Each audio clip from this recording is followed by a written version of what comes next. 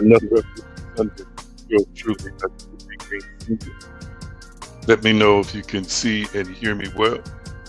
Let me know if you can see and hear me well. Yes, sir, it's time to vibe with our tribe. Let me know if you can see and hear me well. As you can see, I'm using a different setup today. Out of town. Just want to make sure that the volume is coming through. I had quite a few challenges just to get to you, and I want to make sure everything is good. Let's see. You can't see and hear me well. Okay, thank you, sir. Anybody else? Anybody else? Grand rising to you, or whatever time of day it is that you're watching me in the world. Another mic check, another mic check. I got the first one in. Can anybody else hear and see me well? Again, grand rising to our resident therapist. Grand rising to you, Monica. Let's see. All right, we got a second one. Can see and hear me well. Thank you so much. Thank you so much. So glad to be with you here on this particular day. What an honor, privilege, and a blessing it is. Let's pray. Almighty, we're thankful for your goodness, your mercy, infinite grace that you are. We are one with you. Speak in us, with us, through us. Guide me today down the right pathway to speak to these wonderful, precious, powerful spirits. And we just give you praise in advance for the wonderful, magnificent things that are going to take place as a result of our connection in consciousness, our connection in the spirit, and our guidance by you. We bless you as we remember the name, the power, the consciousness, and the way. Yeshua HaMashiach. It is so, and so it is. Thank you all so much for being with me here on today. And thank you for your feedback. And if any such time during the broadcast, anytime during the broadcast, I should say, you can't see me or hear me, please don't hesitate to comment. Again, I'm out of town and had some challenges to get to you today, but I'm here. Nevertheless, I am here. Always like to remind you, of course, you want to like, tag, text, or tag, text, and share. Text, tag, and share, whatever order you want to do. And don't forget to give likes, hearts, and of course, comments in the comment section. Don't forget to visit me at theggreen.com. And of course, divinespeciesshop.com, where we have aids for you on your spiritual journey. I always like to remind us of what Philippians chapter 4, verse 13 tells us. I can do all things through Christ's mind, who strengthens us. I want you to type it in the comment section. I can. Come on, type it in the comment section. I can. That's it. Type it in the comment section. I can. Yes, I can endure. Yes, I can rise above. Yes, I can overcome. Yes, I can master any situation or circumstance. Come on, type it in the comment section. I can. That's it. Type it in the comment section. I can. I can. You've got to know in your heart that I can. You've got to believe in your heart that I can. You must recognize that you have a mystical union with the Christ, with the Christ spine, with God, the creator, the source, and sustainer. And there is nothing that happens in your life.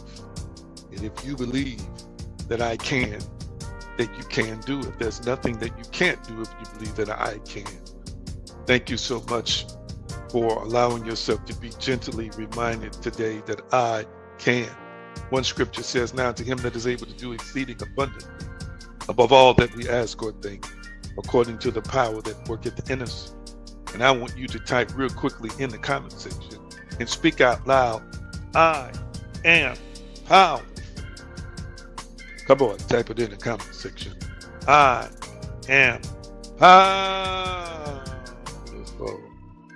Let it resonate. Feel it, sense it, know it. as it rolls and moves from your belly to your brain, from your brain throughout the rest of your body. Declare and decree, I am powerful. Come on, type it in the comment section and speak it to yourself. There's a resident power. There's a power that exists in you. There's an inherent power that you own, that you possess, that you are, that is with you at all times. Come on. I am powerful. That's it. Type it in the comment section. I am powerful. Oh my goodness. You got to know that you know that you know that you know that you know that I am powerful. That's it. Embrace the power. Know the power. Recognize the power. Seize the power. I am powerful. Thank you, thank you, thank you, thank you, thank you. For when you declare your power, you're saying, I'm aware of my power. And as you are aware of that power, then you have a right in that moment of knowing to use that. What a wonderful thing it is to know that you know that you know that I am powerful. Thank you so much, family. Real quickly, praise and gratitude alert. Praise and gratitude alert. What are you thankful for today? What do you give the Creator, God, praise for today? What do you say to the divine? What are you thankful for in your moment right now? Come on, type it in the comment section. What you are thankful for, what you have gratitude for right now. Type it in the comment section. And it's all right, even in this moment, to give praise to the Creator, to give praise to God, to be thankful to the divine for all that the divine means to us, all that God is for us, in us, with us, through us, for us. Yes, yes, yes. Type in the comment section. What are you thankful for now? What are you thankful for now? I want to hear what you are thankful for right now. That's it. Just one thing. We are leaving, well, a designated day throughout the course of the year that is called Thanksgiving, where we are to express some kind of praise and some kind of gratitude. But I want to know right now in this moment, what are you thankful and what are you grateful for? Real quickly, what are you thankful and what are you grateful for? And allow feeling, allow emotion, allow passion, allow the presence where there's never an absence to flow through you. Yes, what an awesome, awesome thing it is to be thankful. Let's see here. Our resident therapist, Pastor Jerry Cotton, says, grateful for evolving, transforming, ascending in the divine. I am divine. Thank you so much. Thank you so much. Anybody else want to share? Anybody else want to share? I am grateful for love, peace, and family, says my Krista. Let's see here. Monica says, thankful for peace and stillness, thankful for joy in my heart, thankful for family and love. Grateful for the divinity in me. Wonderful, wonderful. Anybody else want to share? All these are wonderful, wonderful things here. All of them. Anybody else want to share what you are thankful and grateful for? What a blessing it is just to be able to express your gratitude, which I tell you is a divine language that even the universe responds to. This conscious world knows and appreciates gratitude. Thank you so much for participating and letting us know what you are thankful and what you are grateful for. So thankful, so thankful, so thankful. Just want to remind many of you all to join us at patreon.com/AGGreen9. Join our spiritual community. I had a few technical difficulties a couple of days ago. There was a video that was supposed to drop on Friday. It dropped on Saturday. And there's a series that I am releasing 4 5-part series. Why it's important to finish strong. When you want to make sure you go back and watch that video. It was released last night. A second one will be released this week, along with some more wholesome content to help you finish this year strong and start the new year stronger than you started this present year. So make sure you go by our Patreon, and if you have not joined the paid tiers, you should. There's some powerful dynamic information in there for you. And we even have a brief post that we're putting up. This is actually the title of the series, How to Finish the Year Strong. So I want to make sure that you also get a chance to check that out. And there's one more thing. It's just a daily post. It's a daily post that I want y'all to check out. This is very short. This is very short. Okay, look like I put it up. Here we go, right here. How to finish your year strong. So you got 50 days of power, perspective, and purpose in just a little post. But you also got a video on how to finish strong. That says part 5 at the bottom, but you'll actually be watching part 1. And I'm here to tell you, they do get better and better. The second one is better than the first one. The third one is better than the second one. I kind of got relaxed into the series. So you want to make sure that you check it out. See how Resonant Therapist says, I saw it, great content to focus and utilize it going forward into the new year. Absolutely. Absolutely. I want to make sure that people finish this year strong. Sometimes people get to this point in the year and they say, well, I'm just going to coast. No, I'm going to give you some reasons why you shouldn't coast.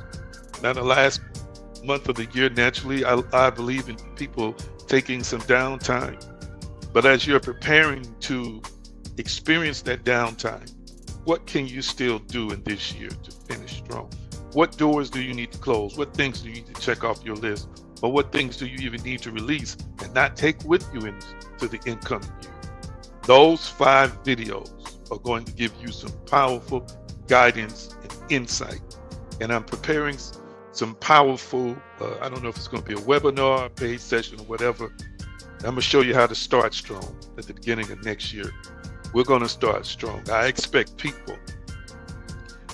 some of y'all to 3x your income, 5x your income, 10x your income. I expect some of you all to 3x, 5x, and 10x your career success, your goals, personal goals in life that don't have to have anything to do with finances. It could be family. It could be healing and wholeness in your body. It could be attaining more oneness with God. It could be the healthy development of your family. It could be you seeing a tuition paid. It could be you being more of a blessing to somebody else. Hear me, family.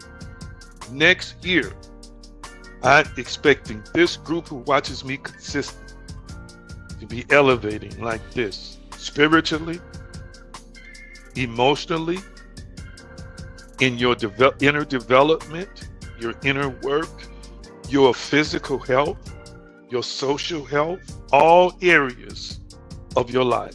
I'm expecting you to grow. I'm expecting you to expand, right? So that's why finishing strong is important. And then how we start the new year is very, very, very important. Thank y'all so much for being on today. And I'm preparing to get into some teaching for today. Let me pull up my notes. As I said, I had a bit of a challenge getting on today, but nevertheless, I'm here. And I have no complaints about it. I'm so thankful and I'm so grateful. I want our resident therapist to put up where we are in terms of this series. He keeps up with these for us, where we are as it relates to the installment on this series. And I'm going to really be focusing on Ephesians 1 and 11 today. Ephesians 1 and 11 is what I'm going to be focused on today. All right? And so as he prepares to put this up for us, he's typed it in the comment section. All right? The challenges to manifesting faith. The challenges to manifesting faith. Okay, that's where we are today. The challenges to manifesting faith. And we're going to spend some time in Ephesians 1 and 11. Ephesians 1 and 11. This, I must confess, this is my laptop that I used to use a lot. I'm going to eventually replace it so that when I'm on the road, I won't have these issues when I'm out of town. I want to pull up some other notes, but it's moving so slow, and I don't want to jeopardize the structure and the stability of the stream and everything it's trying to do in terms of multitasking right now. All right. It's still in line with the original tested faith. It's actually one of the scriptures in the outline. I just decided, Pastor Cotton, to place more of an emphasis on it because it's difficult for me to uh, gloss over the text. It really is difficult for me to just do a drive-by on it. When I try and do a drive-by, I typically kind of find myself stuck. When I say stuck, I mean I start considering the text, then sometimes I start hearing from God about the text and start receiving deeper insight. And then from there, I start pretty much weaving it in uh, to what I'm discussing in a deeper way than what I had previously intended as it relates to the notes. So I wanted to take just a few minutes. Uh, when I say a few minutes, you know what I mean. I'm going to take this session that we have together and explore it a little bit deeply as it relates to the challenges to having faith. And I want people to understand and be reminded again that all spiritual beings, which is who and what you and I are, we are literally spiritual beings. We are both spiritual and physical. We are both spiritual and natural. We are both mystical and in terms of three-dimensional, part of this three-dimensional plane, this three-dimensional existence. And so it is very important that we continue to remember, and I've shown you again from the various different fields of study, that everything is generated by faith. The quantum world might call it intention that collapses the wave into a particle. Remember, we talked about all those things from the, from that perspective as well as other perspectives. Okay. But we ended up in Ephesians 1 and 11 because I wanted people to begin to understand and begin to embrace. Matter of fact, let me do a little bit of a recap as it relates to, we've been discussing Abraham and Sarah, and we got to the point where we got to Ephesians 1 and 11 because I wanted people to understand from the perspective of Ephesians 1 and 11, we are spirits, we are infinite beings. But at the same time, as spiritual infinite beings, and now I'm not being duplicitous, I'm not speaking in contradictory terms, but I also want you to understand that there are some boundaries attached with our existence in this present dimension. There are some boundaries attached to it. So you are an infinite being. It is true. You are a spiritual being who can exist outside this physical body. And as we explore Ephesians 1 and 11, I kind of want to give you some insight as to why these things exist in terms of boundaries. Okay. Why these things exist and how they do apply to us. Again, I want to give you some context about that. In whom also we have obtained an inheritance, being predestinated according to the purpose of him who seeketh all things after the counsel of his will. And in looking at this particular text, I didn't want to just approach it from a traditional hermeneutic approach. And in him, of course, from the traditional standpoint, and I'm giving you a recap, is discussing us being in unity in Christ, or in union, they would say, with Yeshua HaMashiach. But I want you to see through a metaphysical lens.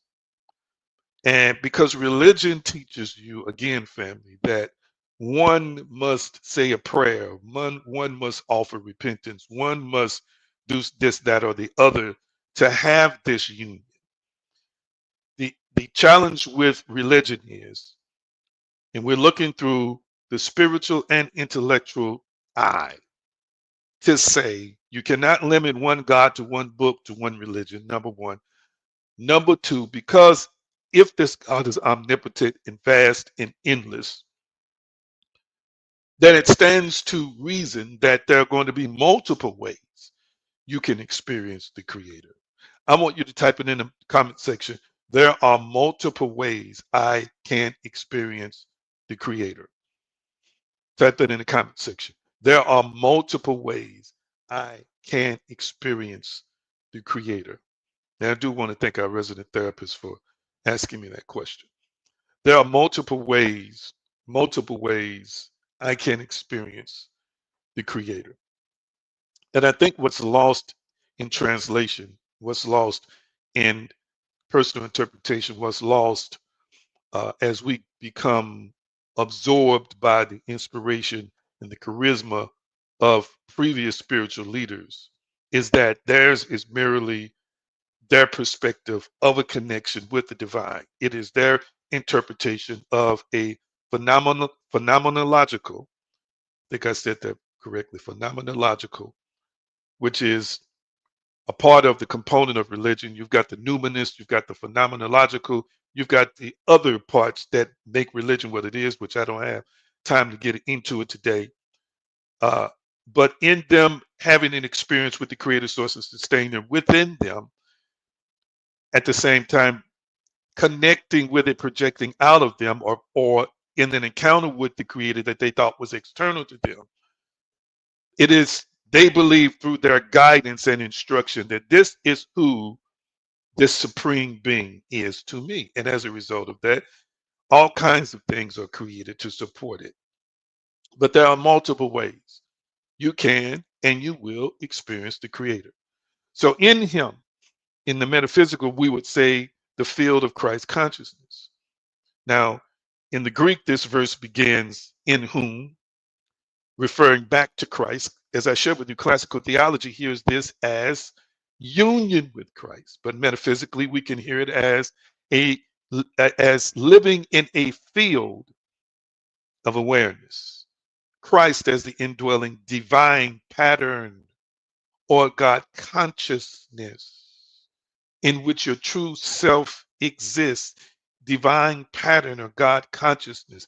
I want you to type God consciousness in the comment section. God, let's see, that's dash consciousness in the comment section. God dash consciousness. God dash consciousness. I don't want to spend too much time thinking about that. Yeshua said, when you've seen me, you have seen the Father. I want people to understand that Yeshua also represents, and I'll talk a little bit about this, the awareness of Father, the awareness of I am, again, his representation of the awareness of the Father and the awareness of I am is also our awareness of being connected and one to I am. We see it in Yeshua. One thing that we must work on in our personal lives is the development of a God consciousness. A God consciousness. And I'm going to ask you the question, how aware are you of God? How aware are you of the Creator? What is your awareness level? Now, I'm going to be honest, for me, it's pretty much a every minute thing. But again, I have devoted my life to searching out the creator source sustainer, to knowing as much as I can about the creator, even though my conception of the creator has changed over the past 4 or 5 years, yet and still the true creator, the true God, the divine has been the one that I have sought with all my being. So I have this consciousness of the creator at all times. Again, remember, Who God is to you is based on your definition. I'm going to say it again. Who God is to you is based on your definition. People might not like to hear me say that, but it's the truth. Your concept of God is what drives your perception of God, your perspective of God, which ultimately is going to yield a reality in your life. For if your God is, again, a punitive God, if your God is a jealous God, if your God is an angry God, if your God is a micromanaging God, if your God is a God with low tolerance, if your God is a God who has very little mercy and patience for your mistakes, you're going to live under duress. You're going to be impacted in a way that you're going to find out I never can measure up to this God. And you're going to find yourself constantly being self-critical, constantly striving for perfection, which are various areas that you and I are going to fail in pretty much every single time. I want you to see, though, that a healthy God consciousness is going to shape your present consciousness. A healthy God consciousness should be a part of your consciousness as a spiritual being. So if you have a healthy God consciousness as a part of your consciousness as a spiritual being, then you're going to find yourself majoring in the spiritual, majoring in the supernatural, majoring or leaning toward the side of the infinite, leaning toward the side of the positive, leaning toward the side of the optimistic, watch this, and leaning toward the side of the Christ mind versus the carnal mind, the Christ mind versus the natural mind, the Christ mind versus the intellectual mind, because your God consciousness accesses the Christ mind, accesses the intellect of God, accesses the infinite divinity of that God, accesses the unlimited power of that God. Am I making any sense? So we've got to learn how to develop our God consciousness. And there are various different ways that you can do it. You can read scripture, you can pray, you can meditate. My assignment today is not to get into all those different modes or methods that you can exercise. But in having a Christ consciousness, we should have a God consciousness. I'm going to say it again. In having a Christ consciousness, we should have a God consciousness. And I want you to understand that even if you're not aware of it, when you are born as a spirit, you have access to that pattern. You have access to that awareness. You have access to this infinite field. Okay? The inheritance from the traditional Christian standpoint, many would think would be, well, maybe it's eternal life. Maybe it's the benefits from the sacrifice and the resurrection of Yeshua. But from a metaphysical standpoint, I want to give you a different lens to look at. First of all, again, just reminding you that the word inheritance is a verb here. It is a verb here that is used only this one time. The word inheritance might be used more, but this Greek word is used one time in the New Testament. It's related to the Greek word kleros, excuse me, which means a lot or a portion, and means to be allotted by lot, or to be made heirs, assigned an inheritance. So again, I kind of explained this last night in the agrarian society. Land was supreme because you could grow crops on that land, which translated as goods, which meant that it was a form of currency, but you could receive an allotment or a lot. And that language is kind of like transferable metaphorically into a lot that pertains to, or that we might use to describe other possessions. You can receive a lot of furniture, a lot, not A-L-O-T, but lot. A lot, a designation of furniture, or a designation in terms of a car. That could be something that is allotted to you. What I want you to understand is inheritance is not something that you earn. This is what I explained to you last night. Inheritance is not something that you earn. It's something that is given to you by the one who leaves you the possessions. We are born with an inheritance. We don't have to earn it. I'm going to say it again. We are born with an inheritance. We don't have to learn it. Now, hear what I'm saying today. This is the first inheritance that I want to share with you right now. It's not in my notes, but I need to share this with you. First of all, God is love. The creator is love. The source is love. I want you to really embrace that. I want you to really absorb that. I want you to really connect with that. Automatically, as a spiritual being, you come into this world and you inherit from the creator. Catch this. Love. The second thing as it relates to love is worthiness. Now, hear me. We find ourselves sometimes in physical structures, excuse me, sociological structures, social structures, family structures, where people try and make you earn favor and make you earn closeness and make you earn love. Or we find ourselves in dysfunctional relationships where the person is constantly challenging you to earn something. No, family. You don't have to earn love. You are already loved. You don't have to earn worthiness. You're already worthy of worthiness. This is a part of your inheritance as a spiritual being, the offspring of the creator, source, and sustainer. Catch what I'm saying today. I might talk about this, maybe not today, but a little bit more. I want you to know that you don't get to become worthy. You don't try to become worthy. You don't earn worthiness. You are born worthy.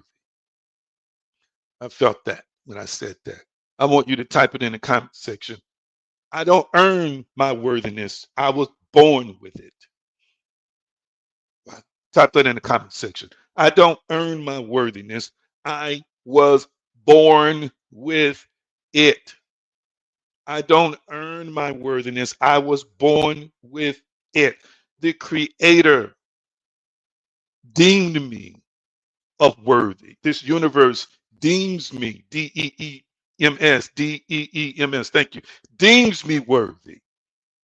So while I'm trying to earn it, while I'm trying to think I got to jump through hoops and do things and perform and, you know, kiss behind and all this, no, you don't. You are born worthy. I want you to embrace that. I want you to embrace that. I want you to embrace that. Before you came here, you were worthy. When you took on a physical body, you were worthy. As you inhabited your mother's womb and lived in her belly, you were worthy. And as you evacuated the womb and came into this space, you were worthy. Somehow, some way, because of the disconnect with the creator and because of all the hideous things we experience in this simulation, in this construct, people think I got to do something to be worthy. Ooh, do you realize I could stop the teaching right there? Do you realize I could stop the teaching right there? Be honest. How many people struggle with worthiness? How many people feel like on a consistent basis from your childhood all the way up to now that worthiness is something that you have been challenged with?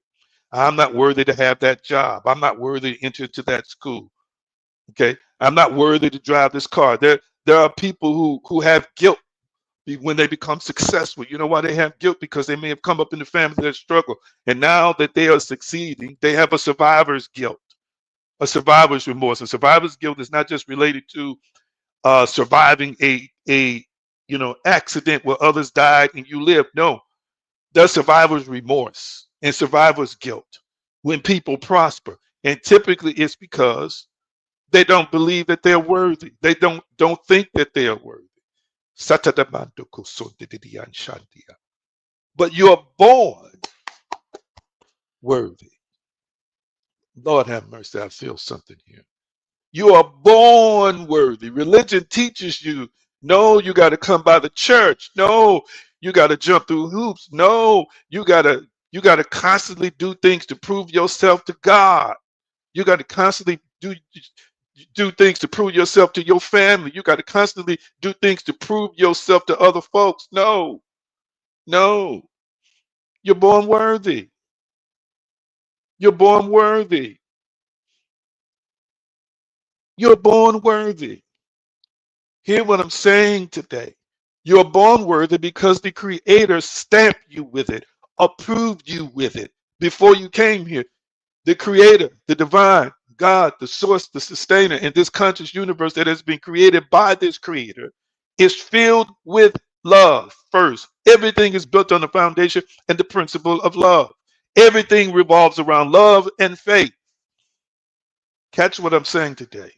So the Creator did not allow you to come into this existence to try and earn some worthiness. One day I'm going to tell you your real purpose for being here.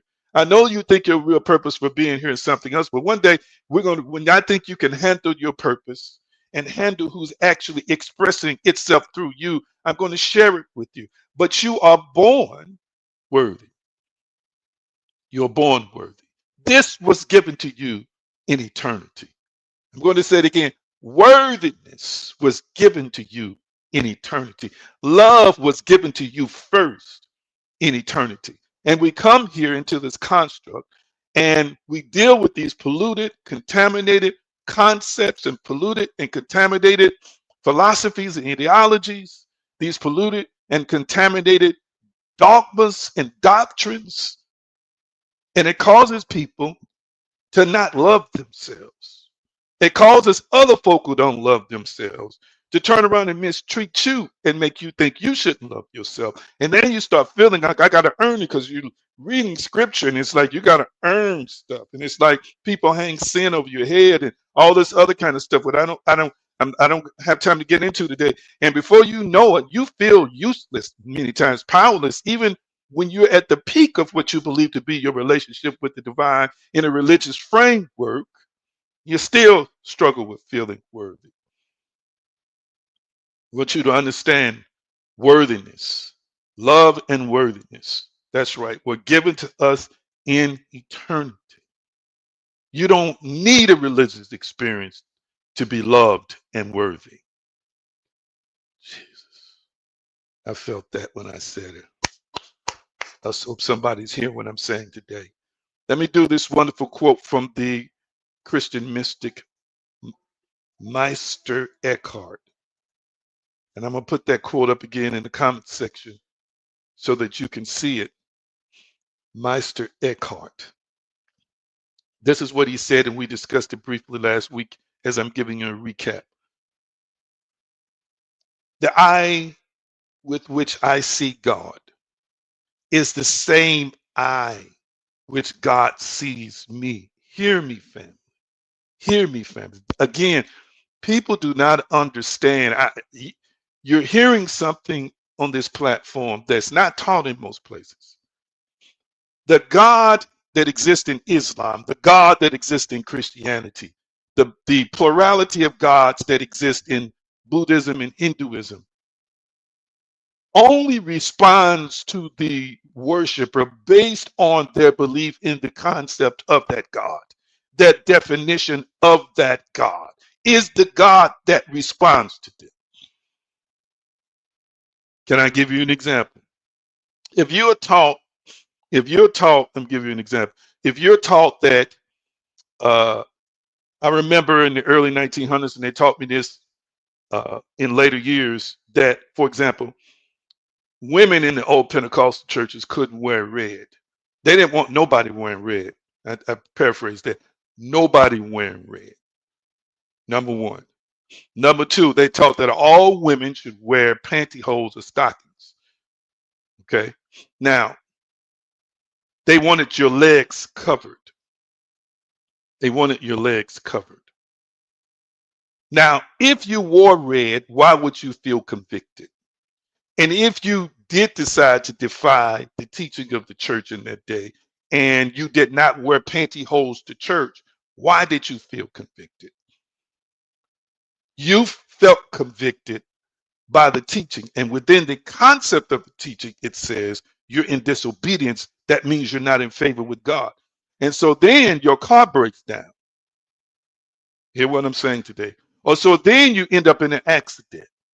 Catch me, family. Follow me. And so then you find misfortune happening in your life. What do you think that person is going to think when after they put on the red, or after they decided I'm not going to wear the pantyhose to church or wear the pantyhose to work, and then a bad situation happened to them? What do you think they're going to be thinking? They're going to be thinking that this God caused them to have an accident. Many of them are going to think that it is this God that caused them to have certain misfortunes in them. Think it not strange, family, that after you defy even a wrong conviction, you see a consequence. Ooh, I feel like running with that one. Is it possible your faith in your concept of that God, that all of the consequences came from you? Your eye, the way you saw your God, is supposed to punish you for this thing. So this is why you ended up with that punishment. Hmm. See, because within the definition of your God is how you believe your God moves, and how you believe your God acts, and how you believe your God interacts with you. Catch that. My eye and God's eye is one eye and one sight and one knowledge and one love. Hear me. Hear me. This is the way it is supposed to be. When you change your conceptual framework or your conception of your God and start accessing the true creator, you will literally be one with it. And if you see it as love, the creator as love, if you see the creator as forgiving, if you see the creator as one who deems you are worthy at all times, if you see your God as one who favors you and supports you and walks alongside of you, who's always there for you every day around the clock, catch what I'm saying today. If you see your God as one who corrects but does not condemn, if you see your God as the one, even that if you falter, will never leave you nor forsake you, and literally means that without you having to appease it, catch what I'm saying today. That's another concept that really doesn't make sense. How can you appease an omnipotent being? And why would an omnipotent being need to be appeased? And why would an omnipotent being use its leverage as an omnipotent being just to get whatever it wants out of you? When the omnipotent being would have the knowledge and the skill from the knowledge to be able to guide you in any direction it wants to guide you in. Something for you to consider. Something for you to consider. There are people, family, that are invested. And when I say this again, I see this is why it takes me time. I got a few more minutes. I know I got on here late. But can I help you with something? Where's my resident therapist at? My resident therapist, he's on here. What's the it's not coming to mind. Oh, it's is that Stockholm syndrome? Stockholm syndrome. Put that definition up for me, Pastor Cotton. Stockholm syndrome, real quickly. I think that's it. Stockholm syndrome. This is what I want to say to religious people. Put that in the comment section. Stockholm syndrome. Loud, I got to pee, but I'm gonna hold it. Put that in the comment section real quickly. Pastor Cotton. That's our resident therapist, a licensed therapist. This who's connected with our tribe. I want you to put the definition of Stockholm syndrome up in a minute. Now, this is what I want to say as he's preparing that. If you are conditioned, family, to believe that your God will kill you if you get out of line, your God will destroy you if you get out of line, your God will take stuff from you and strip you down to nothing and break up your family, does whatever it has to do to get your attention. Okay. Then that's the God that's operating in your life. Not that it's the true creator, it's your concept, it is your creation and your manifestation of a creator. Okay. Now, this is what I want you to see since he put it up. A syndrome is a psychological response where a captive or abuse victim develops positive feelings, sympathy, or a bond with their captor or abuser. This complex survival mechanism involves a victim identifying with their abuser's perspective and developing fear or distrust towards authorities trying to rescue them. People fall in love with the concept of a God, I'm sorry to say this, that beats the hell out of you, that punishes you, that if you step out of line, he'll cut your toe off. You hear what I'm saying? You better not mess with God, you'll end up in the hospital. This is the kind of stuff they'd be saying. He has a way of putting you on your back. I've been there. I grew up in all that. In other words, you love punishment. You love the punisher. Not so much the punishment, but you love the punisher. Am I making any sense? People are addicted to that concept of God. He's not really God to them if he's not beating them. He's not really God to them if he's not hitting them. He's not really God to them if he's not doing something forceful to them. I get their attention. I'll just snatch that job from you so you can be homeless. I'll just make you homeless to get your attention. I'll just allow your children to die just so I can get your attention. Oh, but that's God. He can do whatever he wants to do. Oh, I love him. Thank you. Thank you for killing Ronnie, my best son, just to get my attention. Do you know how crazy that sounds? How did I end up on this? How did I end up on this? This is not in my notes. How did I? Oh, we're talking about Meister Eckhart's. Okay. I haven't even got to predestined. I'm still doing a recap. Are you hearing me, family? Are you hearing me?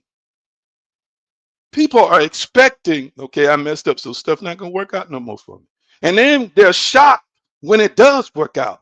Hear me, this is your creation from a book that tells you, and from teachers who tells you, this is how you're created. This is what you're created. This is how your creator treats you.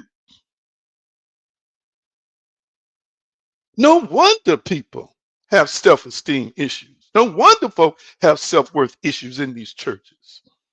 No wonder people feel oppressed all the time. No wonder folks start questioning if I can ever do anything right and ever live up to this.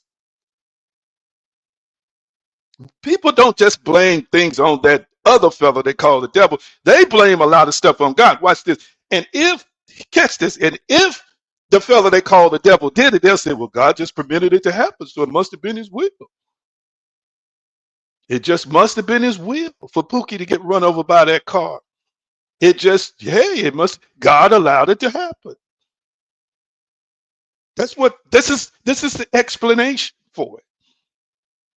People are in love with a God who beats them. They are in love with a God who will cut them at the knees. They are in love with a God who sneaks in the middle of the night and takes babies in their sleep. This is what they put on God. It's not the true creator. It's not the true God. It is our concept, our definition, our creation. And then there are another group of people whose concept of God is nothing like that. And they are flourishing and they are happy in their lives and they love themselves and they love the folks around them and they love other people and they are happy and peaceful. Hear what I'm saying today? Because their concept or their definition of God is how it's manifesting in their world, and they're not living anything that some of these folks say you have to live just to be blessed, and they're just as happy as they could be. Why? Because whatever mindset, whatever definition of God you have is the God that's going to show up consistently in your life.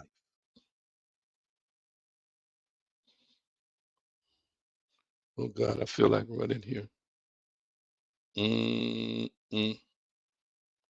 I feel like running. I feel like running. I wish I had more time to talk about it, but I don't. He uses the word predestined here. And in traditional Christianity, Christianity and traditional Christology, traditional theology, there are a multiplicity of teachings, dogmas, and roads we could take. But ultimately, people believe in foreordination,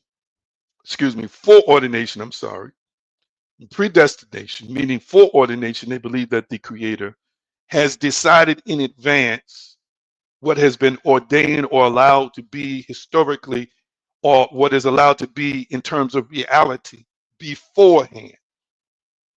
I want you to also understand that much of what you hear taught in Christianity today is post-biblically innovated, which means it did not exist as the meaning from the writer who wrote the text, but scholars afterwards decided that this is what these verses mean.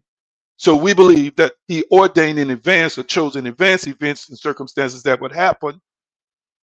And the predestination part, meaning it's predestined, which comes from a word in the Greek that literally means marked out beforehand or pre-horizon, similar to drawing a boundary of line or a boundary of lines ahead of time.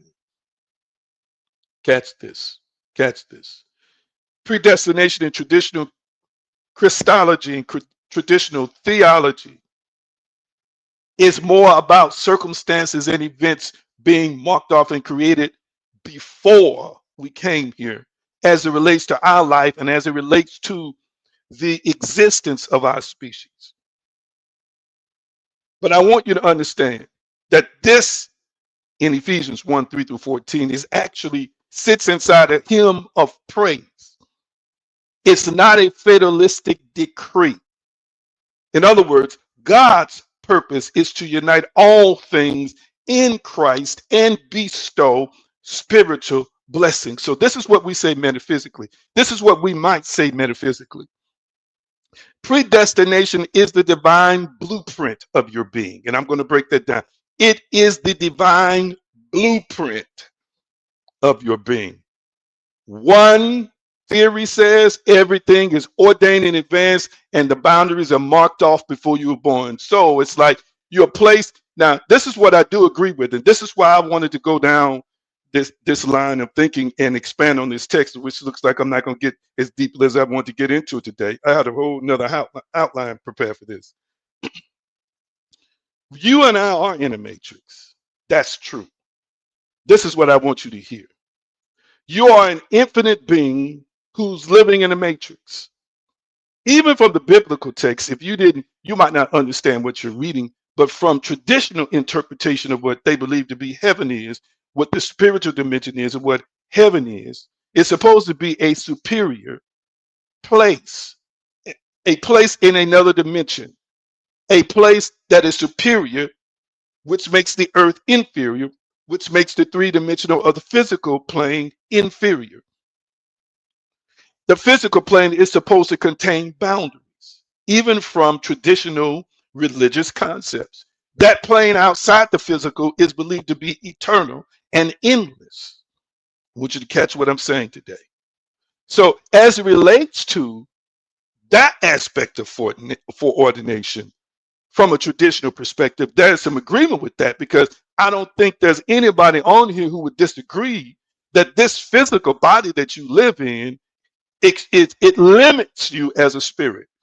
I'm going to say it again. This physical body you live in limits you as a spirit. There's a lot of stuff you'll never know in this body. There's a lot of stuff you'll never experience in this body.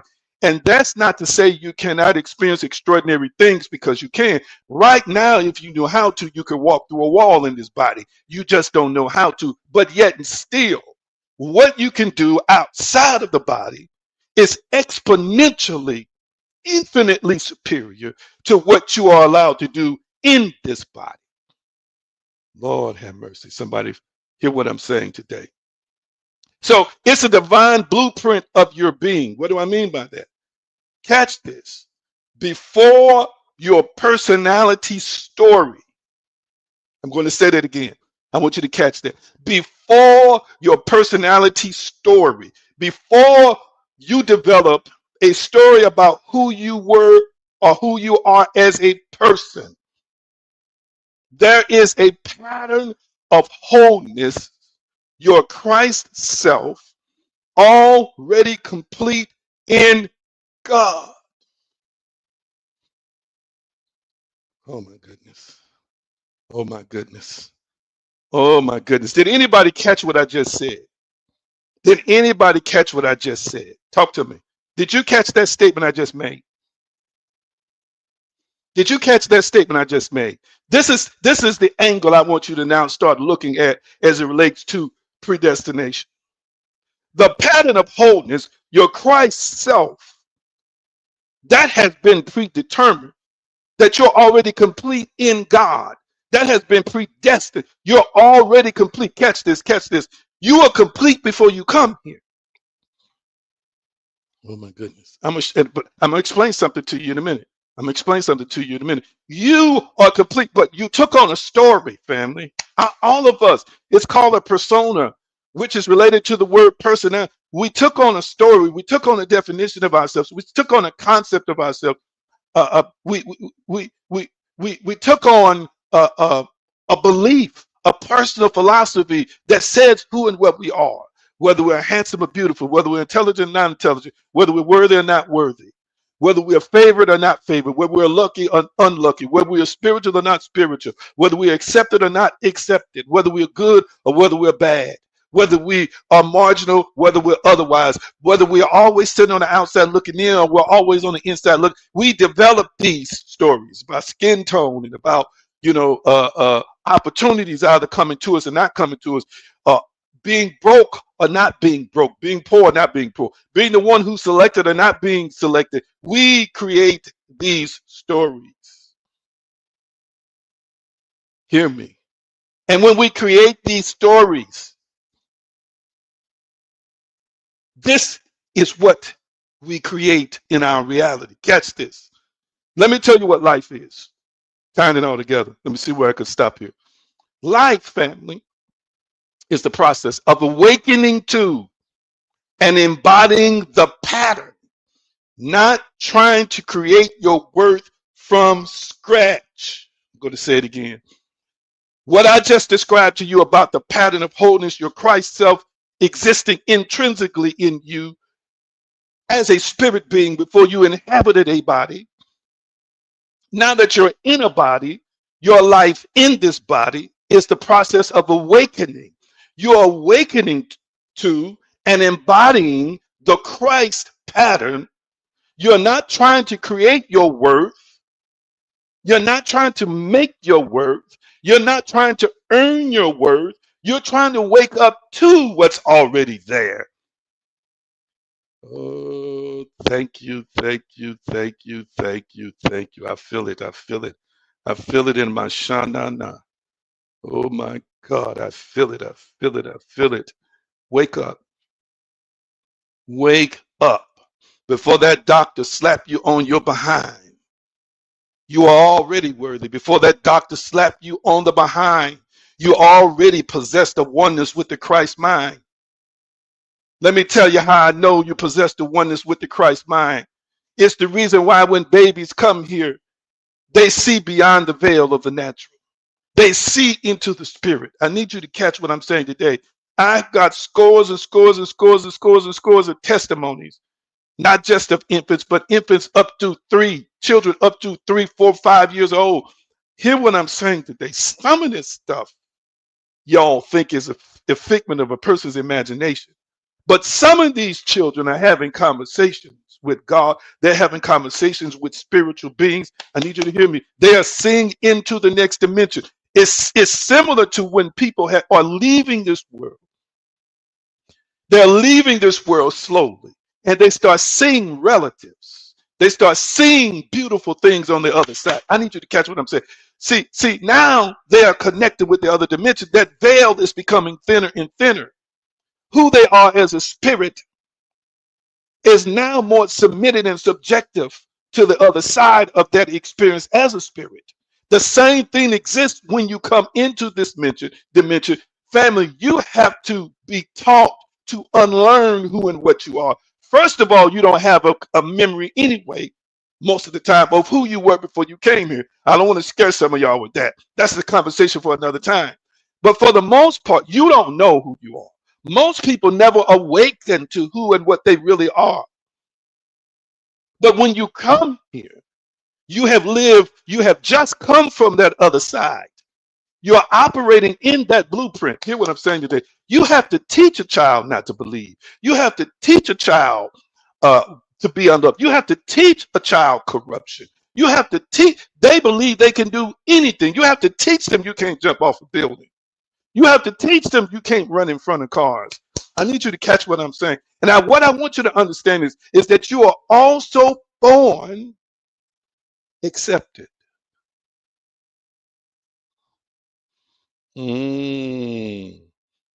Wake up.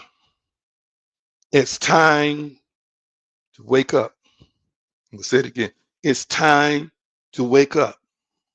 Neville Goddard taught that the eternal body of man is the imagination, the divine body, Jesus, or the divine body, Yeshua. That's deep. I don't even have time to break it down for you. At another time, Neville saw the biblical language of foreordination as pointing to a completed spiritual destiny. In other words, God chose us in him before the foundation of the world and then sends us into this world of experience so that glory may unfold. In that sense, this Greek word is the pre-imagined fullness of your being in God. I'm going to have to stop there. I'm going to say it again. In this metaphysical sense, from the perspective of Neville Goddard, it's your pre-imagined fullness of your being in God. Oh my God. Oh my God. Let me put that in. Let me put that in there because some of y'all need to see what I just said. Matter of fact, I'm gonna put the whole sentence that's in my notes on there so you can see it. I feel it. I feel it. I feel it. I feel it. Is this making sense to anybody? I need you. I really encourage you, family. I want to encourage you. I want to encourage you. Catch this. That you have the fullness of your being in God right now. The full, you are here to experience the fullness of your being in God right now. Somebody's feeling what I'm feeling. Somebody's sensing that this is true. Somebody's embracing that this is true. Hear me today. And in order for us to do that, we've got to unlearn some systems. We've got to unlearn some things that have been taught to us. You're not here to earn worthiness. You're not here, watch this, to get God's attention. You're not here to do things to appease a creator.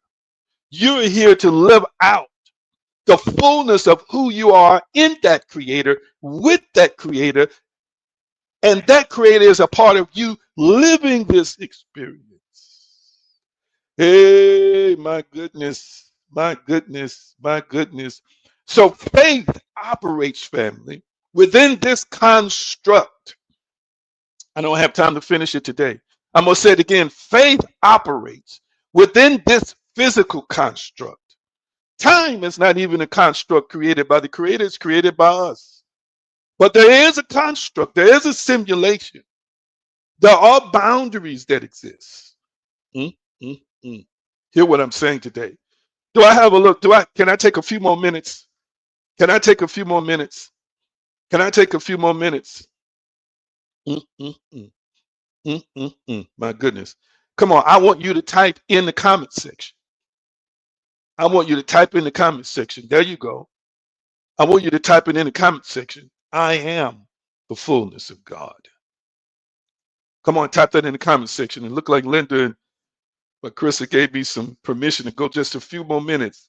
Type it in the comment section. I am the fullness of God. I know you looking at this and you're like, oh, you're listening to your thoughts as you're an observer of your thoughts and you're paying attention. Say, that was a bad thought. That was a terrible thought. I want to do this. I want to do that. I can't be the fullness of God. This is what you're thinking. This is what we think all the time. First of all, you're not your thoughts. That's a whole nother conversation. But we are conditioned. We are brainwashed. We're brainwashed to think that God is somewhere else and not located in us. We're brainwashed to think that we are these inferior creatures who are helpless and hapless. You are brainwashed and conditioned to believe that. Hear me. And yes, I'll admit it takes consistent reconditioning in order for you to move from one level of thinking to a higher level of thinking. But if you consistently practice God consciousness and Christ consciousness, if you consistently practice knowing that you're worthy with the Creator, if you consistently practice recognizing that you are recognized and nothing disqualifies you from the love and the unity and the experience of the Creator and being with the Creator and being known by the Creator. Hey, you've got to practice this every single day until what we call the subconscious of mind, which is that deeper you. I believe that really is the spiritual mind starts collaborating with the Creator in a conscious universe that runs off all kinds of spiritual technology and software. Hear me? That's directly connected to you as a spiritual being and will bring you the things you really, really want to build and create and have in your life. Oh my Lord. Oh my Lord. According to the purpose of Him who works all things. Let me see here. I think I could stop here. Who works all things. All things. This is language. This language, prosthesis, it means purpose of plan. It's the Greek for purpose of plan. Another word for counsel. I don't want to butcher that Greek word. And then there's another word for will, thelema. In other words, God is one who works out everything. God is the one, who works out everything in conformity with the purpose of His will. And this is a whole nother conversation of what His will is. But what I want to say to you is I've already explained the will of love. I've already explained the will of acceptance. I've already touched on at times the will of power and the will of knowing and the will of why you are here. I want you to catch what I'm saying today. There's another text I had to do a whole nother teaching on. Because once I went to John 14 and 10, and let's go there. Somebody, I want my assistants, pull that up for me. I know I'm asking you at the last minute. I believe that's John 14 and 10. John 14 and 10. Let me go. Yes, I got to do a series on it because, again, Pastor Cotton, it was going to take me away from this series for too many installments. But I want to tie this in real quickly. I want to tie this in real quickly because I want you to understand as they're putting that text up, I want you to understand something. According to the purpose of Him who works all things, the next part of the text, which we won't cover today, all things after the counsel of His own will. And as they're preparing to put that text up, I say to you, reality is not random. It is permeated by intentionality. I'm going to say it again. Reality is not random. It is permeated by intentionality. Now, I've shared this with you. Even if you don't know you're intending to do it, when you put conviction and emotion with an intention, good or bad, it's coming back to you. I say this as they're preparing to put the text up. The same love intelligence, family, that pattern the cosmos is at work within the details of your life, seeking to bring the Christ pattern in you into full expression. Into full expression. Now let me get in here. Thank you. Here we go. Believest thou that I am in the Father, and the Father in me? It's a question. The words I speak unto you, I speak not of myself, but the Father that dwelleth in me, watch this, doeth the works. Doeth the works. I need you to catch what I'm saying. Doeth the works. Is that NIV up yet? See if Hillary put that up yet. Do it the works. I don't want to see this came up in my memory when I was looking at this. I said, oh my goodness. So I started exegeting it this morning and I said, or yesterday I was like, it's like 2 or 3 teachings right here. I was like, it's just too meaty. It's too meaty for me just to gloss over. Hear what I'm saying today. Hear what I'm saying today. And I'm going to be done. This fullness of God that I'm talking about is a fullness of God, again, that's already a part of your essence, already a part of your being. This Christ mind, which gives us Christ, which gives us God consciousness, family, means, again, you are one with the divine, the creator, the source of everything. This is what I want you to catch. You remember why I have told you the details are not your business. The details are not your business for the reasons that Yeshua just stated in this text.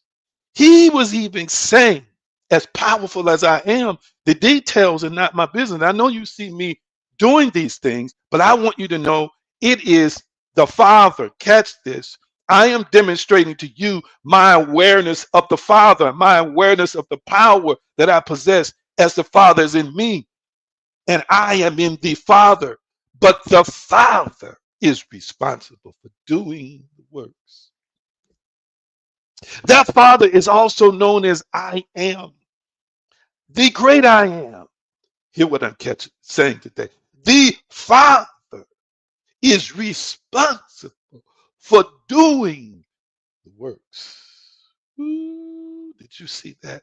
When I pray something in faith, when I imagine something, when I use my imagination to create reality, which we're all doing anyway, when I add intention to it, conviction, which is faith to it, come on here. When I journal in faith, when I script family in faith, catch what I'm saying today? When I come outside of my body and go into a manifestation portal and I seize different things, catch what I'm saying today?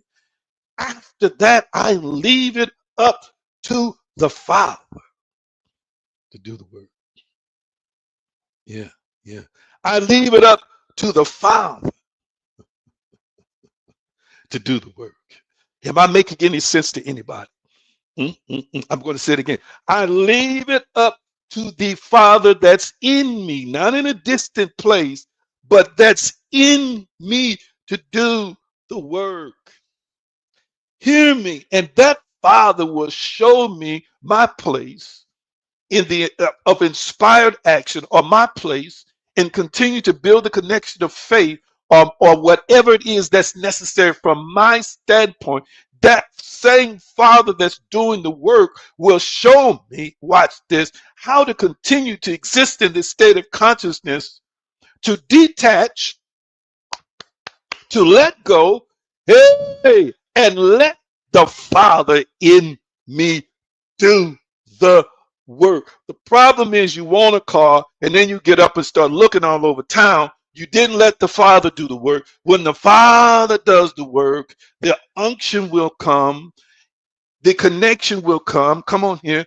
The details that fill in the blank will come. You won't be running around here like a chicken with no head and all down and confused. Come on here, somebody, because the Father, when the Father does the work, the vehicle is easy to pay for. When the Father does the work, the right vehicle pops up. Come on here, somebody. When the Father does the work, the tumor leaves and never comes back. When the Father is allowed to do the work.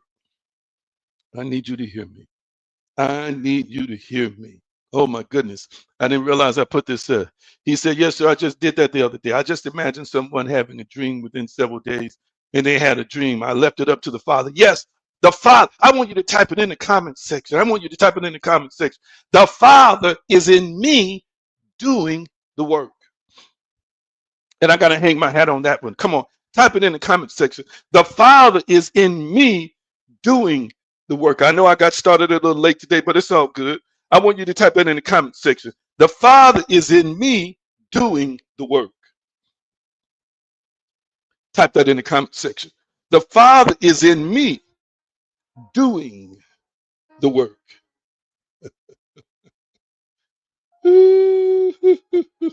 Yes, yes, yes, yes, yes. Yes, yes, yes, yes, yes. Let me have a few more minutes to work on that. Let me have a few more minutes to work on that. You trying to fix stuff that the Father's supposed to be fixing. I need you to hear me. I'm going to say it again.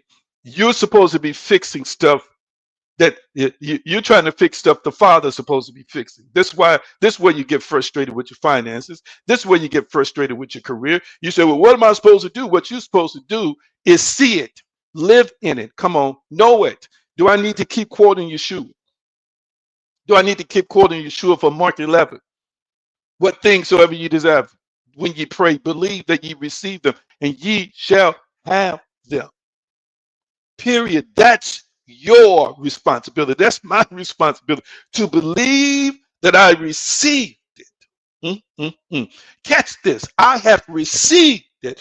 And the Father does the work of materializing or arranging, family, the reception process, arranging how it happens. Hear me.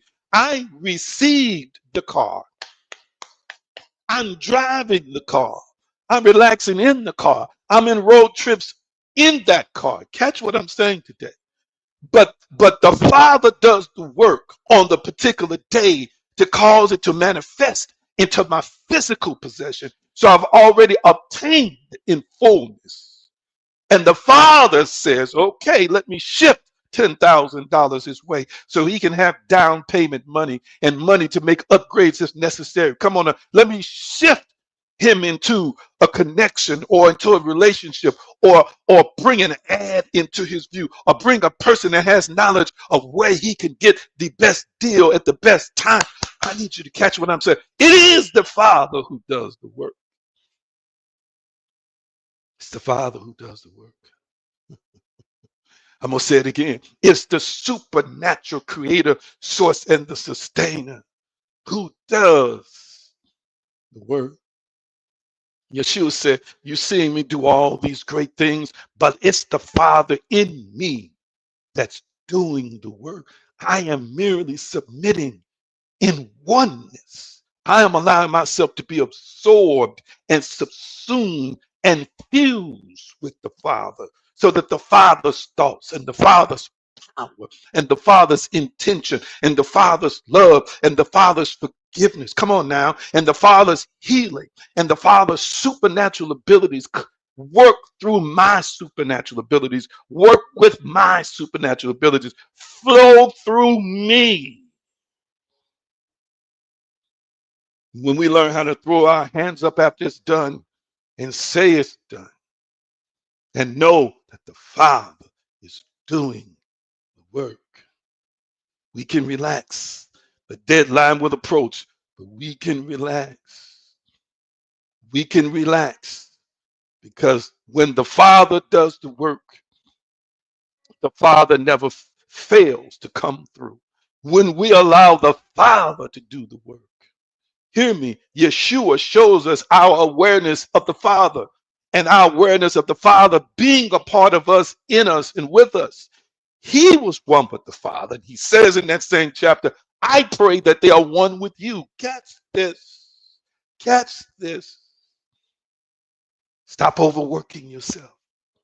Let the I am do the work. Hey, my goodness, my goodness, my goodness.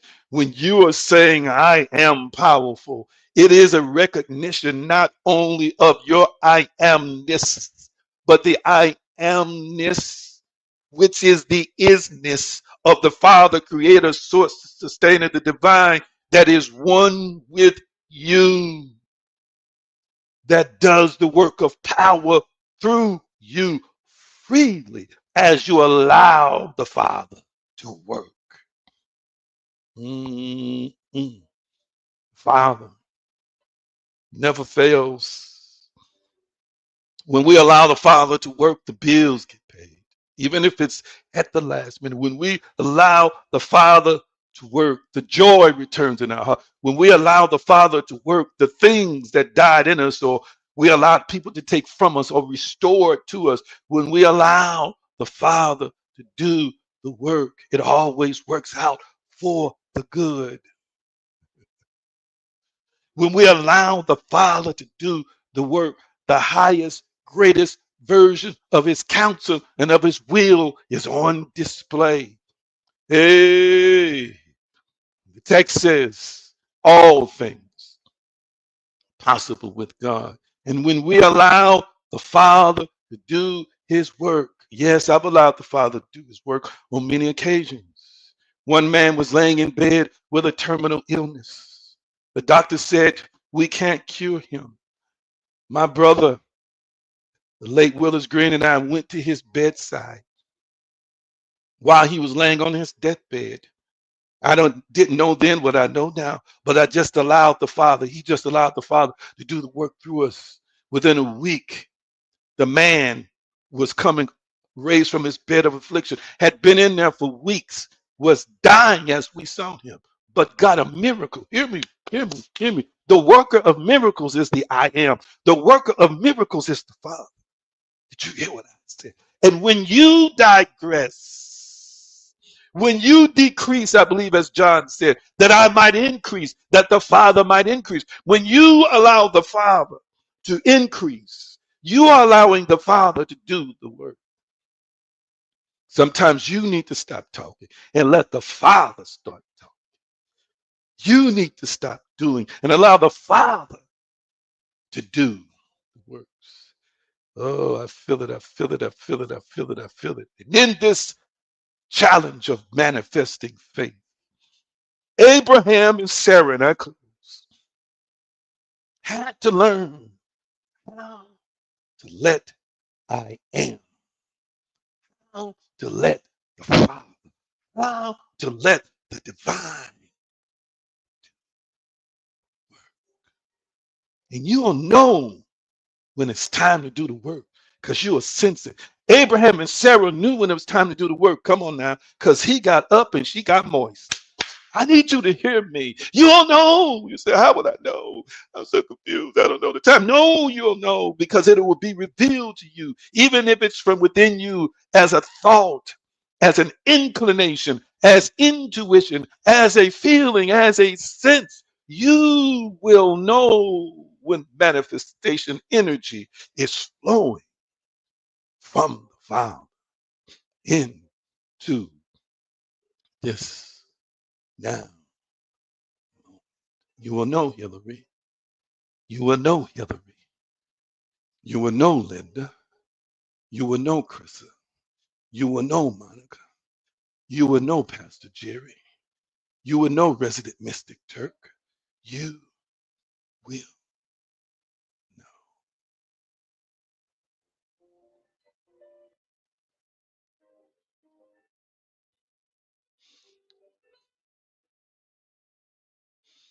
Almighty, we let you do the work. We cease from striving. We cease from using physical might. We cease from strictly relying on our education. We cease from looking at our bank accounts and letting it define who we are. We let you do the work. We thank you. We thank you that you're working right now.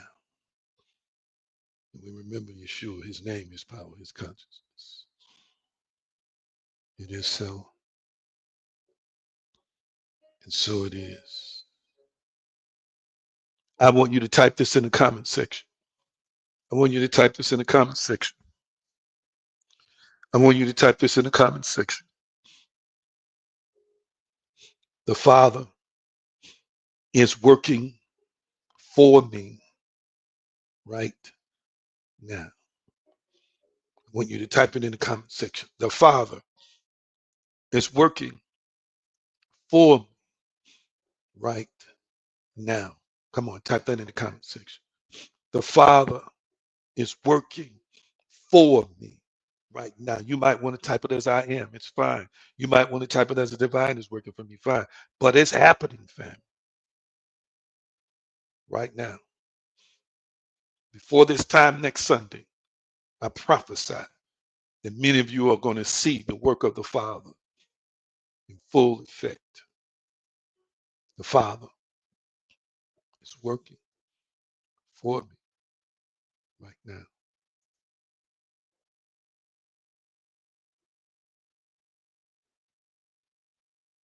I have. I have possessed it. I have witnessed it. I'm living in the end. I'm living in the wish fulfilled. I'm living in the answered prayers. And then I get up and I keep living. I get up. I keep going throughout my schedule. I get up. I keep showing up as the best version of myself that I can possibly be in that moment. My stress is not the details. My responsibility is not the inner workings. My responsibility is to sit in the seat of the completed and let the Father do the work of revealing his plan, revealing the details, revealing the road that I should travel, revealing the people I might should talk to, revealing the resources I should access. I let the Father do the heavy lifting. I want you to type it in the comment section. All of the heavy lifting belongs to the Father. Come on, type that in the comment section. All of the heavy lifting belongs to the Father. Come on, type that in the comment section. You think you got to prop it up and pick it up and carry it. These burdens are not your responsibility. They belong to the Father. They belong to your God. They belong to your Creator. It's not my responsibility. It's not my responsibility to be carrying $1 billion. It's not my responsibility to figure out how something is healed and made whole. I let the Father do the work. I let the Father do the heavy lifting. How you going to get out of this? It's not my business. I let the Father do it. I let the Father do it. I let the Father do it. Oh my goodness. Almighty, I thank you for those who are watching. This prophetic word is activated in them. They are seeing you do the work. Even today, before the clock strikes 12:01, you're going to show them you've been busy.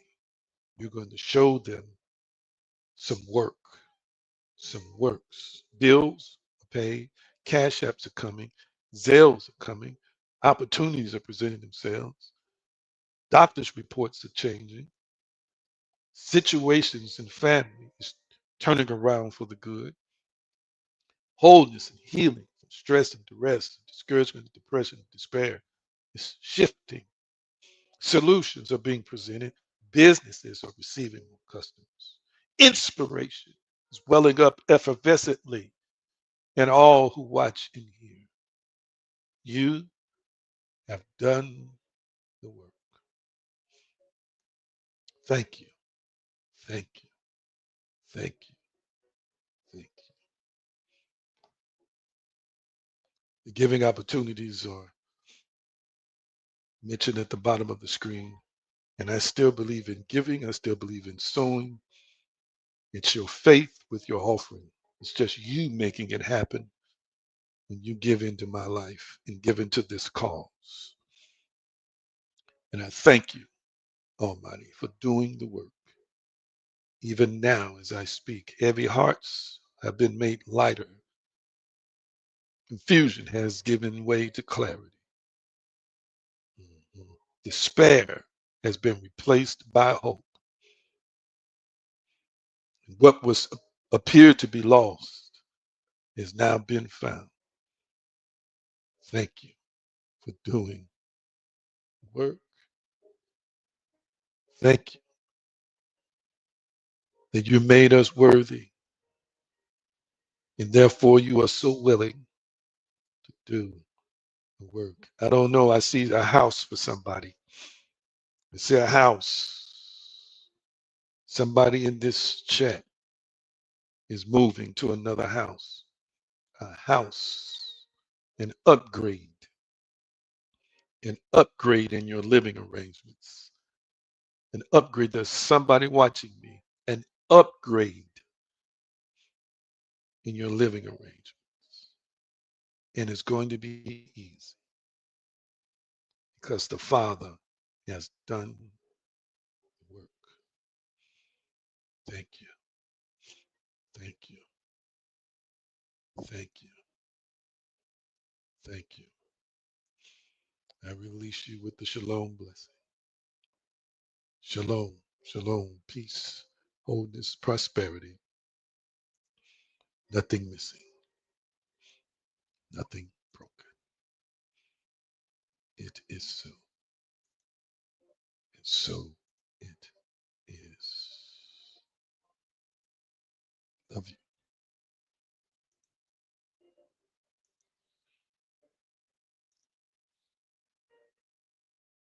Thank you for being a part of this journey of awakening and transformation. Support the light through Revolution Inc. by liking, sharing, and giving. Cash App $AG Green and $AG Green Enterprises. You can also give by Zelle. Anthony G. Green at hotmail.com is what you use. And Chime $Anthony/Green/336. If you haven't joined as a member of Patreon, now is a good time. We're a spiritual community that's evolving, transforming, and ascending. If you like what you have seen and heard, connect with us. It's time to vibe with your tribe. Also take time to visit theaggreen.com for the latest developments and just explore divinespeciesshop.com for spiritual tools to elevate your life. Your love and support helps keep this mission alive.